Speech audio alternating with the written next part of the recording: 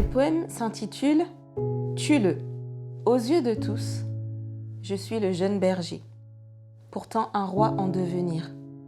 De petit enfant ou d'orgueilleux, je suis qualifié. Et seul dans mon coin, je voyais Dieu agir.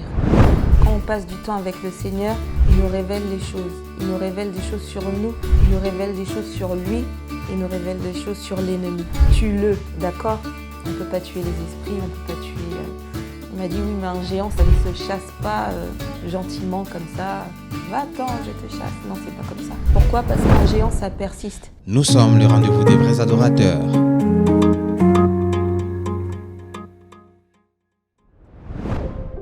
Bonjour.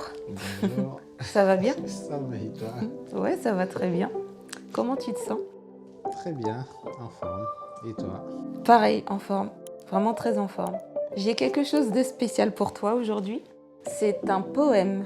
Alors un poème, c'est sous forme d'exhortation, ou plutôt une exhortation sous forme de poème, inspiré par le Seigneur par rapport à une situation par laquelle j'étais passée. Et donc, allons-y. Alors, le poème s'intitule « Tue-le ». Aux yeux de tous, je suis le jeune berger, pourtant un roi en devenir. De petit enfant ou d'orgueilleux, je suis qualifié. Et seul dans mon coin, je voyais Dieu agir. Qui cherche à me considérer, moi le cadet d'une fratrie de guerriers? Ma marginalité m'a préparé pour un glorieux avenir réservé. Mon intimité avec Dieu m'a distingué, et son regard sur moi s'est déposé. Mon Père m'envoie vers mes frères guerriers, que je retrouve angoissés, tétanisés. Mais qu'est-ce qui les paralyse autant? Ah, j'ai compris. Je vois là un géant. Sa manière d'insulter Dieu est inadmissible. Comment ose-t-il? Pour qui se prend-il? J'en apprends plus sur la situation. Et on m'insulte encore pour freiner ma détermination. Cette fois-ci, je préfère me détourner pour embrasser ma destinée. Personne ne croit en moi, mais Dieu si. L'autorisation de Saül n'est-elle pas un signe? Ça y est, me voilà face au géant. Et c'est vrai, il est très impressionnant. Il m'insulte aussi, mais je connais mon identité. Cette tactique ridicule, j'y suis habituée. Alors, je vais moi lui rappeler qui il est. Je vais lui rappeler la bêtise qu'il a fait. Je vais lui annoncer sa fin, car il joue sur un mauvais terrain. Te voilà mort, le géant. Pire qu'un chien, tu es réduit à néant. Pour ôter ta vie, la pierre a suffi. C'est sa puissance qui m'a construit. Toi, géant, tu es une illusion. Toi, géant, tu es une contrefaçon. À quoi bon te repousser? À quoi bon me fâcher? Tu es un tremplin pour moi. C'est avec la pierre que tu mourras. Amen. Amen. Donc voilà le poème que le Seigneur m'a inspiré. Alors tout a commencé un jour en fait où j'avais un combat à mener. Alors ce combat, je l'ai mené, j'ai vraiment mis toutes les chances de mon côté. Je me suis préparée spirituellement, physiquement, moralement, mentalement. Vraiment, j'ai tout fait. Mais arrivé face au combat, j'ai lamentablement échoué. J'étais vraiment déçue. J'étais terriblement déçue. Alors je me suis pas compris, je ne me comprenais pas. Je me suis dit, mais qu'est-ce qui s'est passé? Je n'avais pas les réponses. Alors quand c'est comme ça, je me tourne vers mon Créateur, il me connaît mieux que moi-même. Et je lui ai dit, alors Seigneur, qu'est-ce qui s'est passé? Qu'est-ce qui s'est passé? Tu as vu comment je me suis préparée. Pourquoi j'ai raté comme ça? Et il m'a répondu, c'est un géant. J'ai dit, un géant? Je me suis préparée spirituellement. J'ai pris autorité, un géant. Il m'a dit, oui, mais un géant, ça ne se chasse pas gentiment comme ça.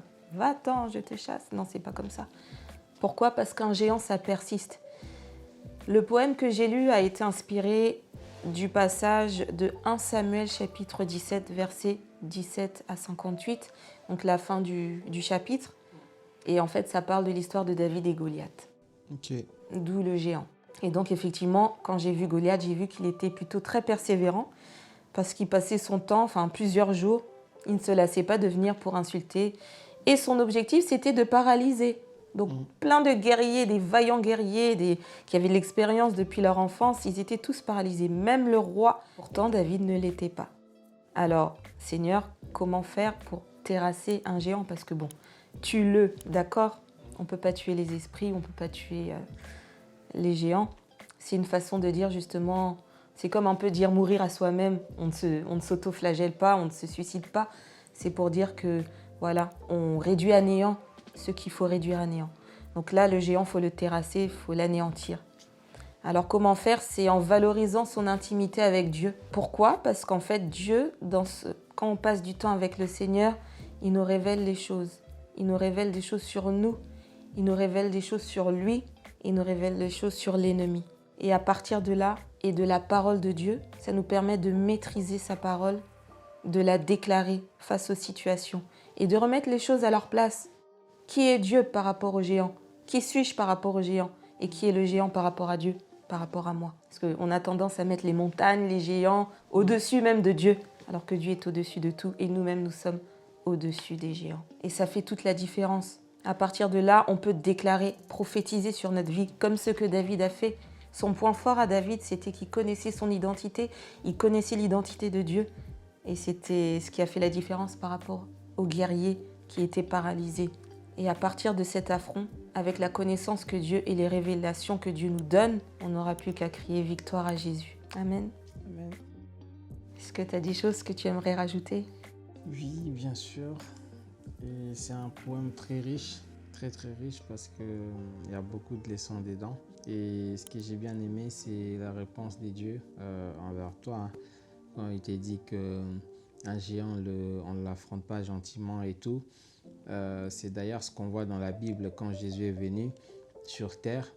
Sa façon de faire était différente des autres, des rabbins, des autres juifs.